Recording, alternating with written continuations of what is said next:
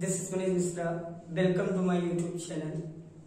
बच्चों, मैं आज आपके लिए ग्रामर से टेंस का बहुत इंपॉर्टेंट टॉपिक लेके आया हूँ, जो प्रेजेंट परफेक्ट कंटिन्यूअस।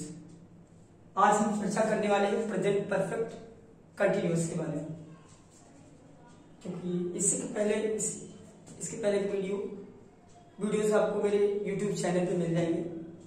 तो आज हम बात करते हैं प्रेजेंट परफेक्ट कंटिन्यूअस के बारे में। तो सबसे पहले हम इसकी पहचान देखते हैं, क्योंकि किसी भी ट्रांसलेशन को बनाने के लिए, किसी भी सेंटेंस को बनाने के लिए उसकी पहचान सबसे जरूरी होती है। तो पहचान बिल्कुल इसकी सिंपली है।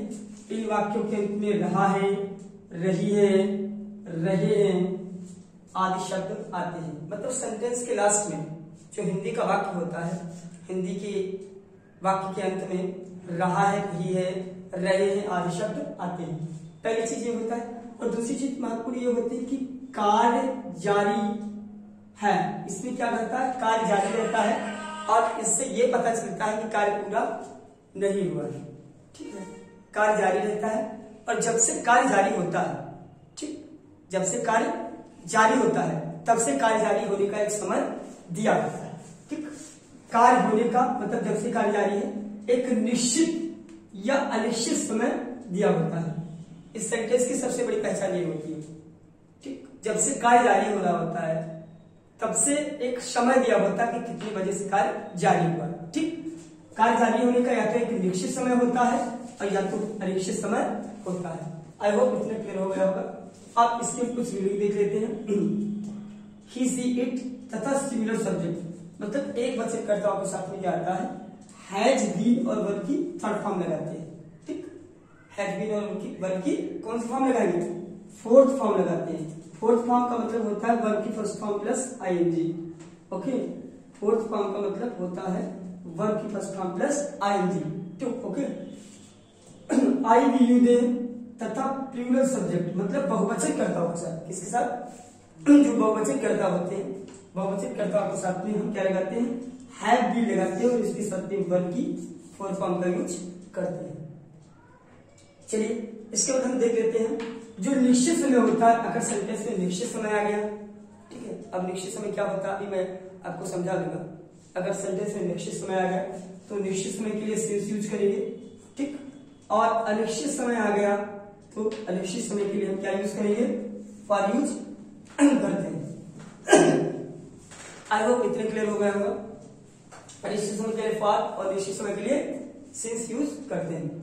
अब हम अफर्मेटिव सेंटेंस का थोड़ा सा स्ट्रक्चर देख लेते हैं।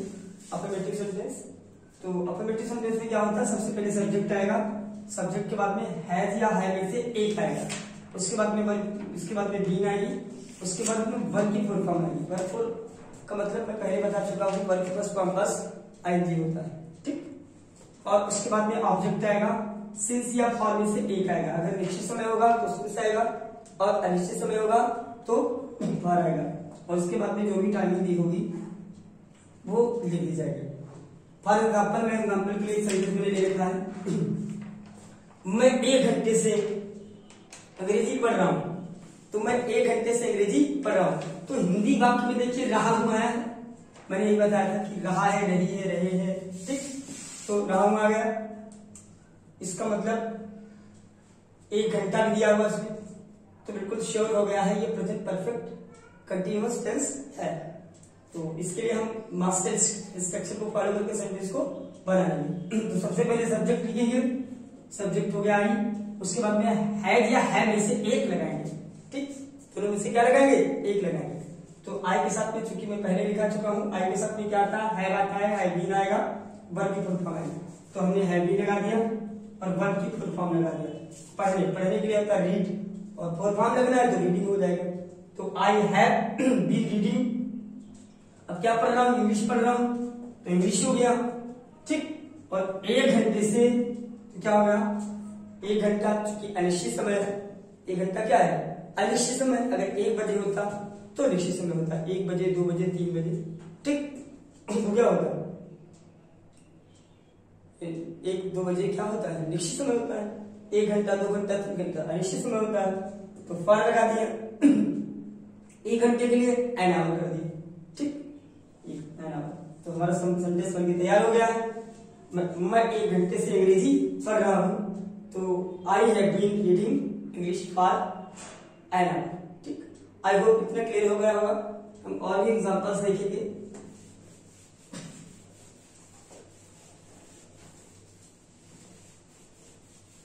चलिए अब हम और कुछ एग्जांपल्स के बारे में बात करते हैं और आपको क्लियर कराते हैं। उसके बाद में मैं आपको नेगेटिव बताऊंगा और इंटरगेटिव बताऊंगा, पूरा का पूरा सेंटेंस समाप्त हो जाएगा। तो जैसे पिताजी सुबह से समाचार पत्र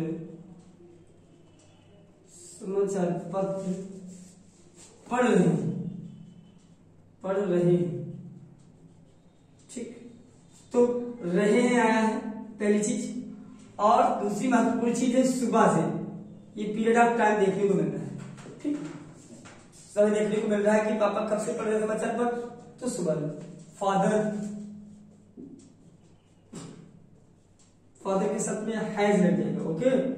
has been reading, father has been reading newspaper, object लिखेंगे ना, न्यूज़पेपर सिंस। अब सुबह क्या है, निश्चित समय। सुबह क्या है, निश्चित समय, क्या हो जाएगा, सिंस, ठीक। और सुबह के लिए मॉर्निंग, ठीक। सेंटेंस हमारा बन चुका है, ठीक। अगर इसी तरीके से हमको नेगेटिव बनाना है, पिताजी सुबह से समाचार पत्र नहीं पढ़ रहे हैं, अगर यहाँ पर क्या होता, नहीं पढ़ रहे हैं, तो हैड और हैव बीन के बीच में यहाँ पे क्या लगा देते, नॉट लगा देते, ठीक। अगर कोई भी नेगेटिव सेंटेंस होगा, ठीक है, सपोज दैट अगर कोई भी नेगेटिव सेंटेंस है, तो नेगेटिव सेंटेंस में क्या करेंगे, आप नॉट लगाएंगे, किसके बीच में, हैज बीन के बीच में। तो अगर होता है यहाँ पर पिताजी सुबह से समाचार पत्र नहीं पढ़ रहे हैं, सुबह से समाचार पत्र नहीं पढ़ रहे हैं, तो सेंटेंस क्या मतलब, फादर हैज नॉट बीन, क्या लगता, has not been reading newspaper since morning, ठीक। आई होप इतना क्लियर हो गया होगा। अब हम आपको बता देते हैं निश्चित समय और अनिश्चित समय के बारे में। सिंस किसके साथ में लगेगा, ठीक, और फॉर किसके साथ में लगेगा। चलिए, सिंस का मतलब होता है निश्चित, जो निश्चित समय होता है उसको सिंस बोलते हैं, और अनिश्चित के लिए क्या आता है, अनिश्चित के लिए क्या आता है, फॉर आता है, ठीक। अब अगर हम सुबह की बात करें, तो सुबह क्या है, निश्चित है, ठीक। तो मॉर्निंग क्या हो जाएगा, सिंस आ जाएगा। इवनिंग के लिए क्या आएगा, सिंस आएगा। मॉर्निंग है, इवनिंग है, नून है, क्या आएगा, सभी के लिए निश्चित है, ठीक, ओके। इन सबके लिए क्या आएगा, ये निश्चित समय है, ठीक। और मान लेते हैं यहाँ पे संडे आ गया, तो क्या है, निश्चित समय है। कोई भी दिन होता है तो निश्चित समय होता है, संडे है, मंडे है, ट्यूसडे है, वेडनेसडे है, क्या है, निश्चित समय, ठीक। अगर हम कहें 2 दिन, तो अनिश्चित समय। 2 डे क्या है, अनिश्चित समय। 2 days, 3 days, 4 days, ठीक। 4 days इसे क्या है, 2 days, 3 days, 4 days इसे क्या है, अनिश्चित समय, ओके। अब यदि मैं यहाँ पे कहूं कि 2 बजे से 2 o'clock, 2 o'clock क्या है, 2 बजे क्या है, निश्चित समय है भाई। 2 बजे आप 7 बजे पढ़ने आते हो, 7 बजे क्या है, एक निश्चित समय है। अगर मैं यही भी बात करूं 2 घंटे, 3 घंटे, तो 24 घंटे में पता नहीं कौन से 2 घंटे, ठीक। तो क्या हो जाएगा, अनिश्चित समय, 2 hours, ठीक। ये क्या है, निश्चित समय, ओके। अगर यहाँ पर मैं कहूं 2 महीने, तो क्या है, 2 months, क्या है, ये भी अनिश्चित समय है। 2 महीने, 3 महीने, 4 महीने, 5 महीने, 8 महीने, 10 महीने, क्या है, अनिश्चित समय। अगर मैं कहूं दिसंबर से, तो दिसंबर है, जनवरी है, फरवरी है, मार्च है, अप्रैल है, तो क्या है, निश्चित समय है, क्यों भाई, ये क्या है, निश्चित। तो महीने जनवरी, कोई भी महीने का नाम हो,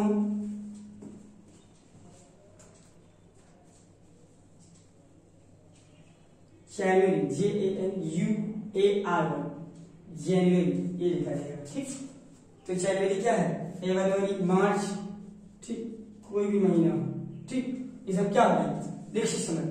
तो आई होप अब क्लियर हो गया फॉर किसके लिए आएगा और सिंस किसके लिए आएगा। ठीक, इतना क्लियर हो गया। बिल्कुल, चलिए देखते हैं इसके आगे। आपको इंटरगेटिव सेंटेंस में क्या करना होता है। नेगेटिव सेंटेंस में आपको हैज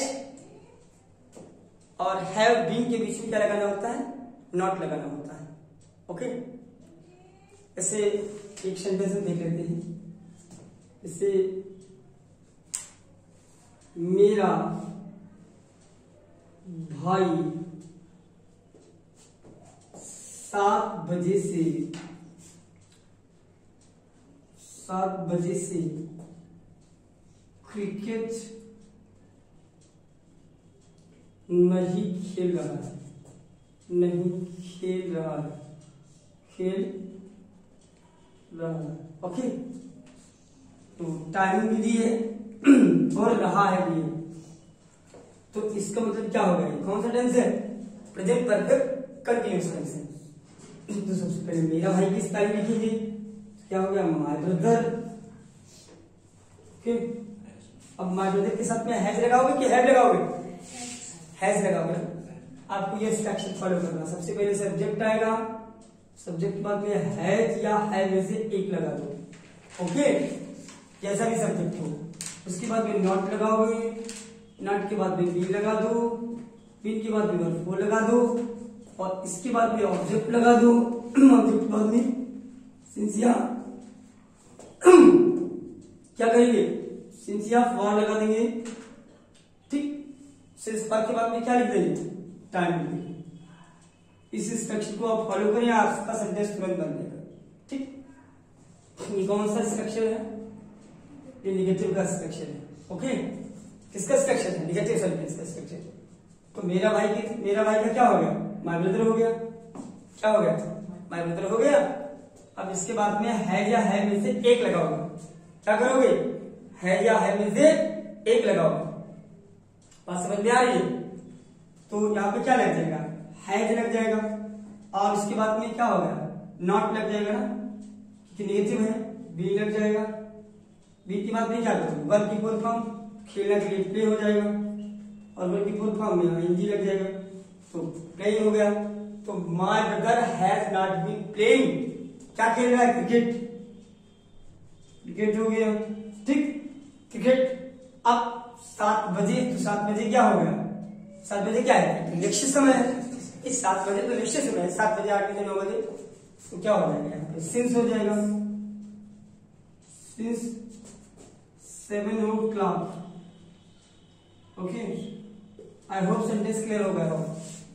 ठीक है, हमने हैज और बीन के बीच में देखिए नॉट लगा दिया। ठीक, आपको ये चीज अपने माइंड में रखना है। ओके, ठीक, नेगेटिव क्लियर हो चुका है। अब हम इंटरगेटिव देख लेते हैं एक नजर। इंटरगेटिव देखने के बाद में हमारा सेंटेंस पूरा का पूरा कंप्लीट हो जाएगा। देखिए, इंटरगेटिव 2 प्रकार के होते हैं। ठीक, एक तो क्या से स्टार्ट होता है, यदि वाक्य के प्रारंभ में क्या है। ठीक, तो पहला इंटरगेटिव डाल लेते हैं।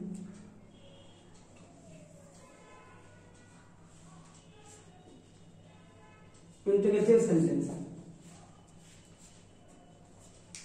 ठीक, इंटरगेटिव सेंटेंस में क्या होते हैं, 2 स्ट्रक्चर बनते हैं। यदि वाक्य के प्रारंभ में क्या है, यदि वाक्य के प्रारंभ में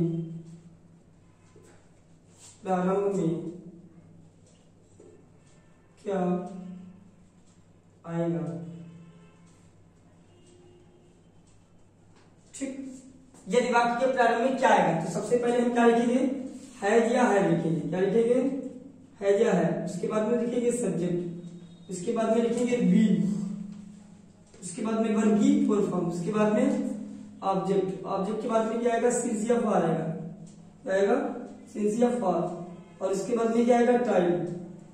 ओके, क्वेश्चन वर्ड लगा दिया, लास्ट में क्वेश्चन वर्ड लगाना ना बोले, ठीक।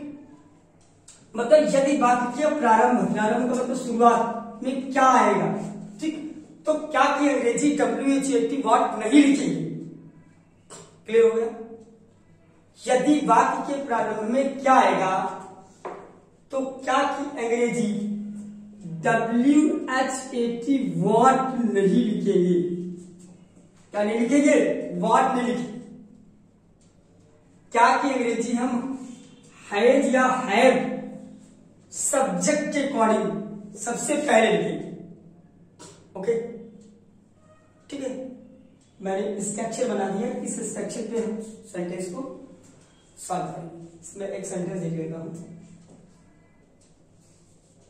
क्या मम्मी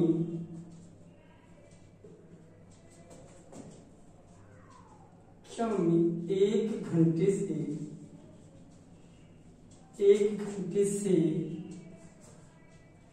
रामचरितमानस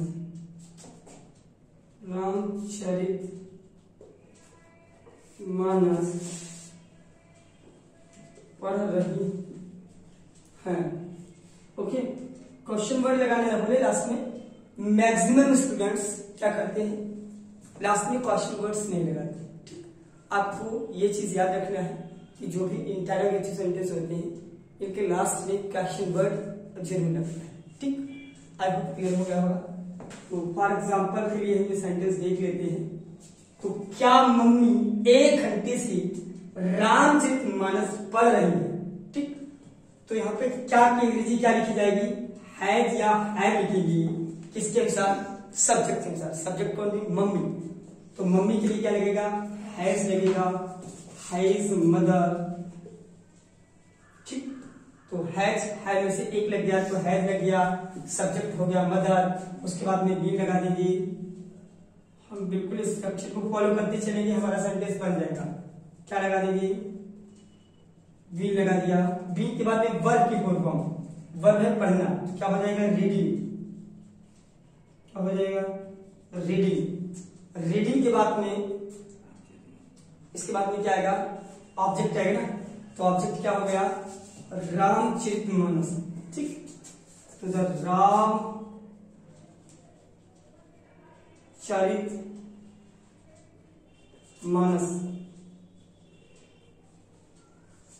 रामचरितमानस, ओके। अब क्या है, रीडिंग द रामचरितमानस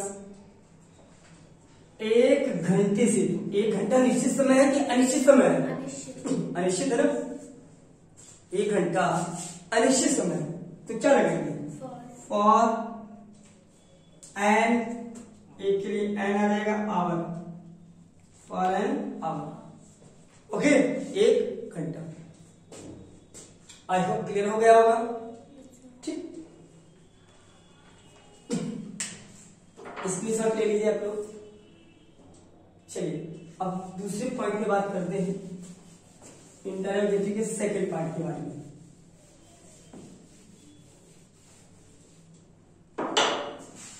यदि अब हम देखते हैं जो वाक्य के बीच में क्या, कब, कैसे, क्यों, कहां आता है, उसमें क्या करेंगे, ठीक। तो सेकंड स्टेप हम देख लेते हैं। यदि वाक्य के